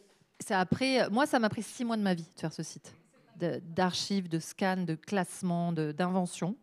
On a énormément dialogué, etc. 6 mois. Et c'était quand? En 2021, il y a un an, OVH, le serveur OVH à Strasbourg, a brûlé. Non seulement mon site internet a brûlé, mais le backup du site a brûlé dans le hangar d'à côté, quoi. Moi, quand je prends le train, je prends mon ordinateur dans un sac, je prends le disque dur dans un autre sac et je laisse un disque dur chez moi. Non, OVH, leur backup, c'est le hangar d'à côté. Le site a cramé, il a disparu. Donc, les sites, ils sont hébergés dans des endroits physiques. Eux aussi, comme dit Bruno Latour, ils atterrissent sur le sol. Ils sont sur un sol physique. On était abasourdis, quoi. Mais un truc de dingue. Ah non, mais ça arrivait. En fait, on n'était pas les seuls concernés quand même, parce qu'OVH, c'est un des plus grands hébergeurs en plus. Non, ça m'est jamais arrivé une chose pareille. Et surtout, j'avais foi que c'est les sauvegardes. Et ça a été un petit peu compliqué. Mais oui, on a dû remettre. Du coup, le développeur qui travaille avec Sacha avait quand même le site initial, le site de 2016, qu'il a réussi à remettre en ligne. Mais du coup, j'ai pas encore. C'est un boulot de clic, quoi. C'est un boulot de petites mains. Il y a encore des trous. Là, je viens de découvrir, donc en cliquant, qu'il manquait plein de travaux d'étudiants. Il faut que je les remette. Évidemment, j'ai tout sauvé. Hein. J'ai tout le contenu. Mais il faut tout remettre. C'est un boulot de dingue. Y a-t-il d'autres... Oui, je ne sais pas comment je vais poser ma question, parce que ça a à voir un petit peu avec l'idée d'une autobiographie. Hein. Je me demande si c'est une réflexion sur une forme d'autobiographie. Alors, ce qui me pose question, c'est, pour suivre ce que disait Emmanuel, c'est il y a peut-être des choses d'une personnalité intime qu'on montre, qu'on ne montre pas. Qu'est-ce qui apparaît là? Je vois beaucoup d'eau, par exemple. Hein. On voit de l'eau depuis tout à l'heure. Même quand c'est marqué Oui. zoo, on voit de l'eau. Et est-ce qu'il y a ce désir, alors, à travers une autre personne, de fabriquer l'idée d'une autobiographie, mais qui serait sous forme de, non pas construite comme un roman ou comme une autobiographie, où en général il y a un début, une fin, mais comme des tiroirs. Et est-ce que, voilà, excusez-moi. Et l'autre question, c'est qu'est-ce qu'à un moment on ne se laisse pas prendre à son jeu, où on fabrique une autobiographie fictive, parce que finalement on finit par raconter des histoires qu'on aimerait bien qui apparaissent, alors que peut-être on ne vivrait pas de la même manière. Alors, pour cette, Je sais pas si je me fais comprendre. cette deuxième question, moi, je pense que non. Je sais, tu me diras si tu n'es pas d'accord, Marie. Parce qu'il me semble vraiment qu'il y a une vraie authenticité, pour le coup, dans toute la démarche, dans toutes les images. Je pense qu'il n'y a pas de... C'est pas fabriqué, en tout cas. Et voilà. Et en fait, c'est là où je voulais en venir. Alors, c'est pas une autobiographie, à mon sens. C'est le portrait d'une œuvre. Donc, c'est très intime. Parce que c'est quand même c'est le portrait de la pensée quelque part. Enfin moi c'est comme ça que je le perçois. Et aussi donc le portrait pour moi de Marie, de l'œuvre de Marie, pas de Marie mais de l'œuvre de Marie. Donc c'est tout l'objet de ce que tu nous as raconté tout à l'heure. Voilà, c'est le territoire, le décor, voilà les éléments. Et en plus il y avait on avait beaucoup parlé du rapport à la nature, aux animaux qui traversent aussi tous tes livres. Oui, tu as raison de mentionner les animaux, oui, c'est très présent dans tous mes livres. Non, c'est une sorte d'autoportrait par les livres, alors, si vous voulez. Mais c'est vraiment un portrait de l'œuvre en cours, effectivement. Et c'est vrai que quand je publie un livre, je me dis « Ah, chouette, ça va faire une case de plus ». Mais je ne l'écris pas pour ça. Mais je suis contente de faire une case de plus. Et on a cherché l'image de ne pas dormir, on s'est posé la question du nocturne. Mais c'est plutôt... Ouais, après, on peut appeler ça un portrait de l'artiste, hein, tout simplement, un portrait de l'artiste au travail, quoi. Mais vraiment par les livres, à part la case date, là, de l'espèce de CV où je m'amuse, hein, mais où tout est vrai, mais évidemment, je ne montre que ce que j'ai envie de montrer, ça, c'est sûr. Donc... Ça, c'est mon travail sur Paula Modersohn-Becker, par exemple. Être ici est une splendeur. Ça, c'est sur l'insomnie. C'est une spécialiste de l'insomnie. Elle a une tête. Vous l'avez un peu transformée, je crois, non? Oui. Merci Emmanuel de vous avoir invité vous en fait, parce que c'est très important. On manque d'auteurs et de positions comme ça. Voilà. Et bravo Emmanuel Doutrillo pour cette initiative et merci de votre présence. Parce que dans une école d'architecture, je vais vous poser une question, mais je veux expliquer un point. Dans une école d'architecture, on apprend aux étudiants à écrire et à dessiner en fait. Bon, le dessin, ça va pas trop mal, hein, et encore, on fait de notre mieux. L'écriture, c'est plus compliqué. On attaque cette question-là par la face nord, en fait, c'est-à-dire par une version très académique de l'exercice qui se traduit par mémoire de master. Je regarde des étudiants, un rapport de licence, voilà. Je ne vais pas rentrer trop dans le détail, mais c'est quelque chose qui est un peu âpre avec une méthodologie, etc. Personnellement, moi, j'ai encadré des étudiants sur cet exercice-là et j'ai pris la position de, sans renier l'exercice et la vertu de l'exercice un peu académique, la position de l'atelier d'écriture, en fait. Et de ce point de vue-là, on a envie de vous inviter dans cette école pour en conduire quelques-uns, en fait, parce qu'on a besoin de ça, même si ça ne s'organise pas d'une manière transversale à toutes les promotions, mais c'est extrêmement précieux. Personnellement, j'en ai organisé 2, en fait. Un dans une autre école d'architecture où parce que c'est un peu particulier à construire, j'avais amené 2 bouquins, en fait, celui de Loulipo, donc l'autre de Georges Perret, qui, comme c'était des architectes, il y avait également l'ouvrage de Marcel Griot, le Dieu d'eau, en fait, parce que donc vous nous avez fait bien voyager, en fait, et je pense qu'on a besoin de de cet espace de liberté que représente l'écriture pour les étudiants, parce que c'est un outil de conception, c'est un espace de liberté. Il y a une triangulation épistémologique et sémantique entre la position de l'auteur, la position de l'architecte et peut-être la position du cinéaste, en fait, de la mise en image.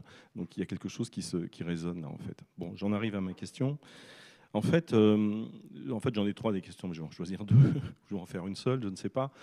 Parce que j'ai regardé un peu dans votre biographie, en fait, et quel est le lien qui existe entre l'auteur et la psychanalyse? Ça, c'est la première question, parce qu'il y a un lien, fatalement, en fait. J'en suis curieux. Et quel est le lien qui existe également entre vous avec Sacha Bokowska, en fait, qui est, parce que vous avez également un lien peut-être de l'ordre de la psychanalyse de l'auteur, en fait. Donc on renverse l'argument, vous répondrez, on verra. Voilà. Et puis, pour terminer, en fait, effectivement, il y a la question de la migration et du rapport de l'auteur avec le papier, l'éditeur, et puis les médias qui sont là aujourd'hui, en fait, hein, le snackable que vous avez dit là. Et en fait, il y a une migration de position, en fait,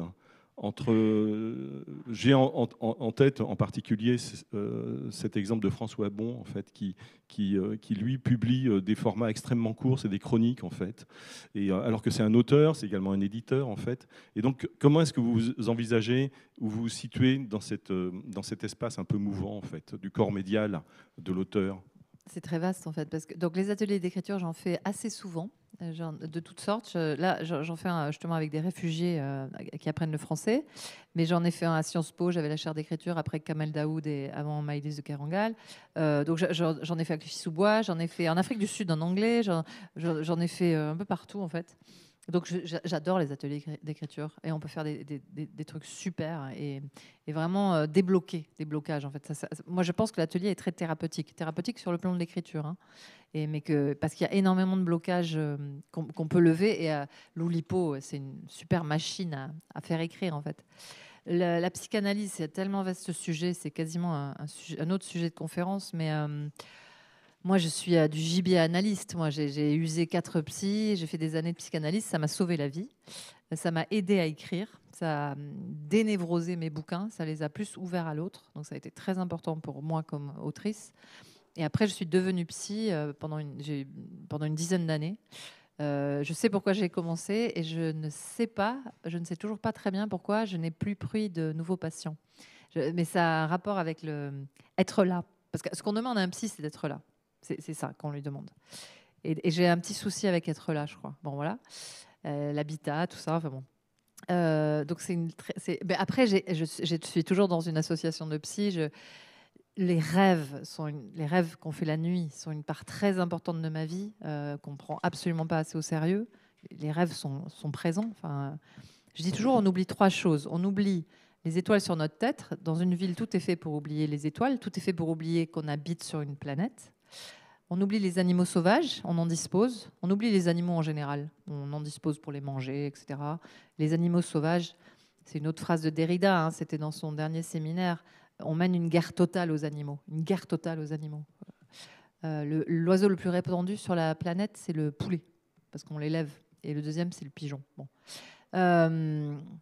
Bon, ça, je pourrais. Il y a beaucoup sur mon Instagram, justement, il y a une espèce d'ode aux animaux disparus, entre autres, aux animaux assassinés. Et donc, on oublie les rêves, on oublie les étoiles et on oublie les animaux sauvages. Et on oublie les rêves aussi, parce que si on devait se rappeler de nos rêves le matin, on serait moins productif, nos vies seraient moins rentables, on serait moins croissant, je sais pas quoi, on serait moins. Donc, les rêves, les animaux sauvages et je suis fatiguée. Et les étoiles. Tout est fait pour qu'on les oublie. Et là, alors après, la question que vous me posez sur... Moi, j'ai un excellent éditeur, c'est POL. J'ai eu un très grand chagrin quand Paul est mort, là. Je vois que c'est la page... il est mort, il a été tué par un chauffard dans un accident de la route. C'était mon éditeur, c'était mon ami. Maintenant, la maison continue, la maison POL, avec Frédéric Boyer et Jean-Paul Hirsch, donc, qui est dans l'ombre, mais qui est très important. Et je suis bien chez eux. Ça fait 25 ans que je suis publiée chez eux. J'ai aucune raison d'en partir. Ils me protègent, ils m'accompagnent. On travaille très bien ensemble. En fait, c'est ça ma réponse. Donc, mon rapport aux médias aussi, c'est eux mon biais, voilà. Et ça, ça s'est toujours relativement bien passé, en fait. J'ai été attaquée, il y a eu des crises, il y a eu... Mais je suis toujours là et bon, je veux dire, maintenant, ça va durer, quoi. Enfin, vous savez, il y a un truc qui m'a sauté aux yeux récemment. Je vis avec un scientifique, mon mari. Et on travaille aussi ensemble parfois. Et ça fait des années qu'il me dit, il n'est pas catastrophiste, hein, mais il me dit, bon, l'humanité de façon vivable, c'est 300 ou 400 ans, là, pas plus. Hein. Après, ça sera... Et tout à coup, quand même, m'est monté au cerveau le fait que, alors, si on n'a plus que 300 ou 400 ans vivables sur cette planète, les 2 derniers siècles, peut-être les gens passeront pas leur temps à lire, je sais pas, ils auront peut-être autre chose à faire, chercher de l'eau, enfin, je sais pas, bon. Mais aussi, la littérature, elle commence, alors si on la considère d'un point de vue vraiment occidental, c'est moins 800, c'est Homère. Si on élargit un peu, c'est moins 2700. C'était d'ailleurs une poétesse en Assyrie, dont le nom m'échappe là. On considère que c'est le premier écrit littéraire, moins de 2700 en Assyrie. Et ce qu'on appelle la postérité, en fait, il reste rien. Je veux dire, la littérature est réellement en train de se terminer. Je veux dire, je fais partie des derniers écrivains. Alors c'est assez exaltant quelque part parce que peut-être c'est pas le moment de dire trop de bêtises. Il faudrait un peu se concentrer sur ce qu'on va écrire, quoi. Les derniers livres de l'humanité quand même. Mais cette idée de postérité dont à l'école dans les années 70, on parlait de la postérité des écrivains, enfin, après leur mort, les monuments, le Panthéon, machin. Ben non, en fait, ça va être super court. Donc on est en train le paradigme change énormément là, très très vite, voilà. Donc la littérature, ouais, c'est les dernières pages. Mais c'est intéressant quelque part. Alors les médias. Hein.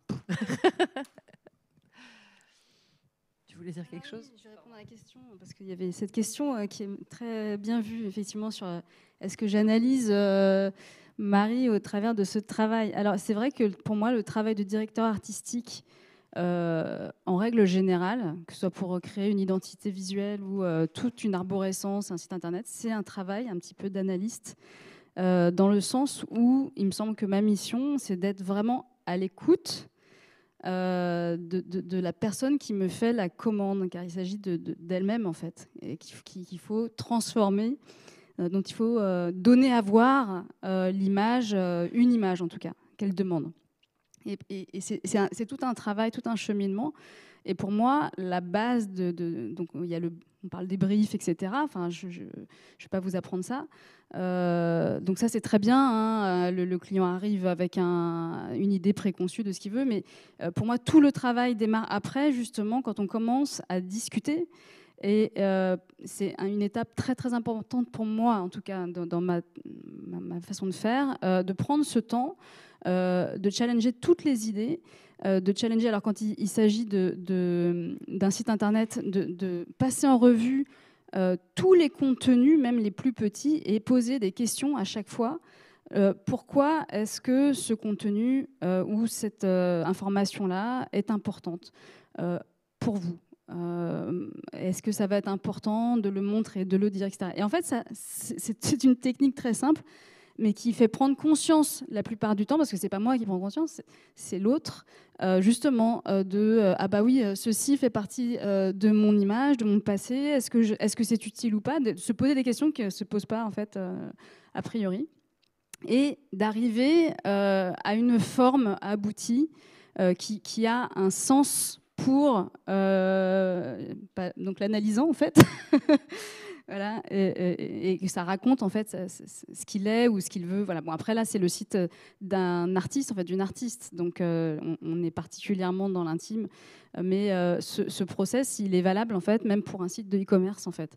On ne va pas rentrer dans les mêmes, dans les mêmes questionnements. Mais le pourquoi, déplier et inviter l'autre à parler, c'est pour moi la base en fait, ma matière première en fait de réflexion.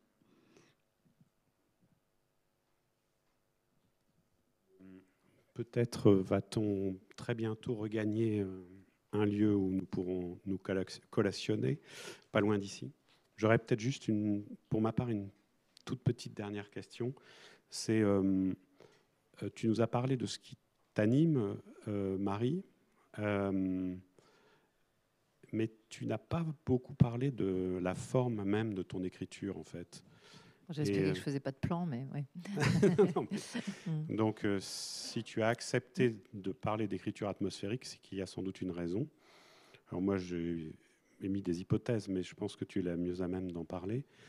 Et j'insiste d'autant plus là-dessus que quand on invite une écrivaine ou un écrivain, ou du reste une artiste dans une école d'architecture à s'exprimer en conférence, nombre d'entre nos collègues sont parfois amenés à objecter que ces gens-là n'ont pas leur place à donner des conférences dans les écoles. Et je pense que tout ce que vous venez de nous raconter démontre précisément le contraire. Et du reste, je serais quand même plutôt heureux que les architectes soient toujours invités à conférer dans des amphithéâtres de sociologues ou dans des ateliers d'écriture ou dans des ateliers d'artistes et ainsi de suite. Donc ça mérite peut-être que tu réexposes cette question de la forme. La forme, oui, j'ai un peu le nez collé dessus, mais... alors déjà, j'ai deux jambes, en quelque sorte, j'ai deux façons d'écrire. J'ai les très courts livres, enfin 180 pages, à la première personne, au jeu, mais qui sont des fictions, qui ne sont pas autobiographiques. Typiquement, Truisme, mon tout premier roman, c'est une femme qui se transforme en truie, qui parle à la première personne. Ou bien un roman beaucoup plus récent, Notre vie dans les forêts. C'est une femme fugitive dans une forêt. Les deux livres se répondent d'ailleurs à 20 ans d'écart. Donc j'aime beaucoup ces monologues très secs comme ça, très, très ironiques aussi, parce que c'est à vous de lire à travers les lignes ce qui se passe en fait souvent, parce que c'est complètement pris par un regard très subjectif. C'est à vous de vous faire un jugement aussi de ce qui est dit, de ce que dit la personnage. Et j'ai un autre type de roman qui est beaucoup plus choral, à la troisième personne, où il y a énormément de points de vue, enfin, où il y a au moins 2 points de vue qui viennent, comme dans White aussi. C'est souvent des histoires d'amour, pas toujours. Et c'est des romans où j'ai beaucoup plus de place. J'aime les deux. J'aime les romans secs, à l'os, comme on dit. Et j'aime aussi les romans où il y a plus d'espace. Et après, sur l'atmosphère, sur l'ambiance, c'est sûr qu'un de mes fils, enfin, ce qui me pousse, c'est qu'il arrive quelque chose à mes personnages et que ce n'est pas de l'ordre de l'événement psychologique. Ce qui leur arrive peut être déterminé effectivement par l'ennui, par le vide, par l'habitat, comme je vous disais pour Rose qui finit par se décider à aider un jeune homme en migration. Mais c'est la plupart de mes livres, dans White, c'est le froid qui rend les gens à moitié fous. L'humide est partout, l'humidité, l'eau, la mer, les marais, les rivières. Ça, c'est le fleuve Congo, un peu à l'extérieur de Kinshasa, en RDC. Le fait d'habiter à côté de ce genre de fleuve, ça a une incidence. Il se passe des choses dans... comment on se tient là, au bord de ce fleuve, l'histoire de ce fleuve, etc. Bon, donc, il arrive des choses à mes personnages qui ne sont pas... comment dire qui sont atmosphériques, je ne sais pas. Des rencontres se font aussi beaucoup, d'embarcation à embarcation, j'ai envie de dire. C'est-à-dire on est à bord de nos corps comme ça, et il y a un rapport à la peau qui est particulier dans mes livres aussi. Il y a un rapport à l'animal, bien évidemment. Donc, est-ce que tu as des idées plus précises? Parce que moi, j'ai un peu le nez dessus. Oui. Je vais retrouver... Ton collègue voulait dire quelque chose aussi? J'avais trouvé j'ai placé en exergue de mon petit bouquin que tu connais, tu m'as dit, ouais. Une très courte citation de Naissance des fantômes, mais encore faut-il que je la retrouve. Naissance des fantômes, c'est un roman très simple où l'agent immobilier de Marie là, disparaît et elle l'attend. Elle attend qu'il revienne. Et son angoisse est moléculaire, c'est-à-dire que les murs se dissolvent. Enfin, elle est tellement angoissée qu'elle a des... C'est pas des hallucinations, c'est trop facile de dire ça. Il se passe quelque chose arrive à la matière autour d'elle, à l'atome. Et c'est ça qui m'intéresse. Voilà, j'ai 2 citations, si tu permets. Je peux les lire, j'ai le droit. Donc cette fois, c'est Naissance des fantômes. Et après, il y en a une qui tient en une phrase, qui était l'exergue précisément dont je parlais, qui est extraite en réalité de White. Dans Naissance des fantômes, page 52-53, je lis « Dans cette immobilité, dans ce gel qui prenait et devenait presque rassurant de fixité, dans la maison en travaux au pays, où se situent les travaux, j'ai vu une ombre se former doucement. C'était une sorte de densification de l'espace qui aurait ralenti l'effet du soleil comme à travers un filtre. Un épaississement de l'air devant moi, à le toucher. J'ai fait le tour doucement. C'était une colonne d'air dans l'air, un peu plus d'air à cet endroit. Alors ça faisait du poids, de l'ombre. Des molécules d'azote et d'oxygène se resserraient. J'ai avancé d'un pas au centre d'elle. Elle s'est rassemblée autour de moi et j'ai senti une pression, une prise. Elle a disparu. Première citation. Et la deuxième, c'est dans White, page 65. Nous, les fantômes, nous savons que seul le flou rend le vide perceptible. Je trouve ça très beau parce qu'en fait, je trouve que ça évoque assez bien le changement de paradigme. Je n'ai pas peur de ce mot qu'il ne faut pas exploiter trop fréquemment, qui pourrait dire, qui travaille l'architecture aujourd'hui. À l'agenda écologique, disons les choses clairement, écopolitique même. Il me semble que nous traitons précisément de cette question d'humeur ou d'atmosphère. Climat, mais le climat, ce serait uniquement le résoudre sur un plan technique. Il y a une dimension poétique ou poétique dans cette affaire-là, dans cet agenda-là, qui nous incombe à nous et que ton travail de romancière raconte à sa façon, me semble-t-il. Oui, en particulier, j'aime beaucoup la notion de flou. Les enfants font parfois ce genre d'expérience, et nous aussi, mais pour mieux voir quelque chose, il faut regarder un peu à côté. Il faut tenir la chose sur le côté, les fantômes, les étoiles. Et je pense qu'on voit des choses dans le flou, mieux que... Bon. Et j'attends une architecture floue, justement. Je pense que ça serait très intéressant. Ça doit exister, hein, je ne sais pas. Mais il y a des immeubles, ils sont flous et c'est intéressant. Mais ils ne sont pas encore assez flous à mon goût. Et comment habiter ça, voilà. Qu'est-ce que ça nous propose comme solution aussi, bon, voilà.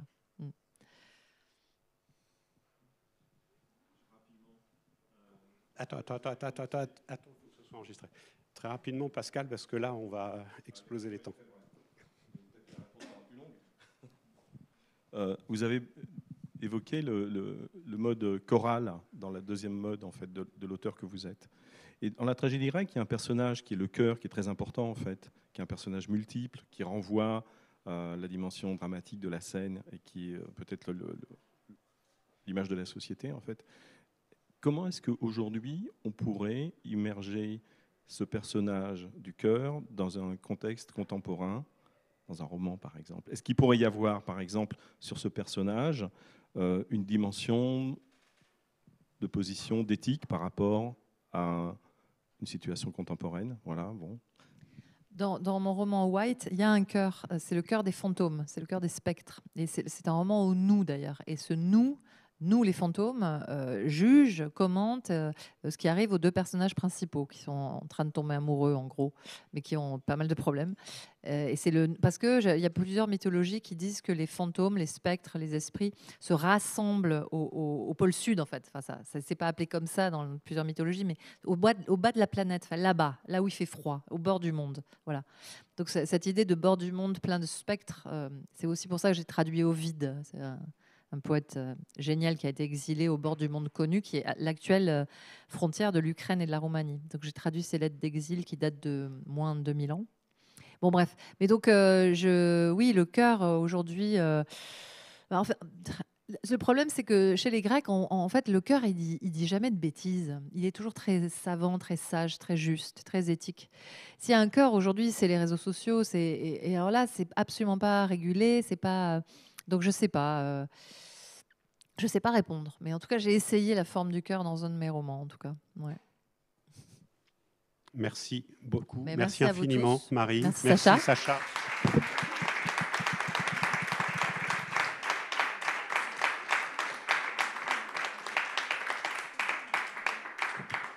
Une très belle conférence. Merci beaucoup. Donc, on vous invite à prendre un verre à 2 pas d'ici, dans la salle des profs. Ce sera plus amène que dans la salle du CA. Tout le monde est invité.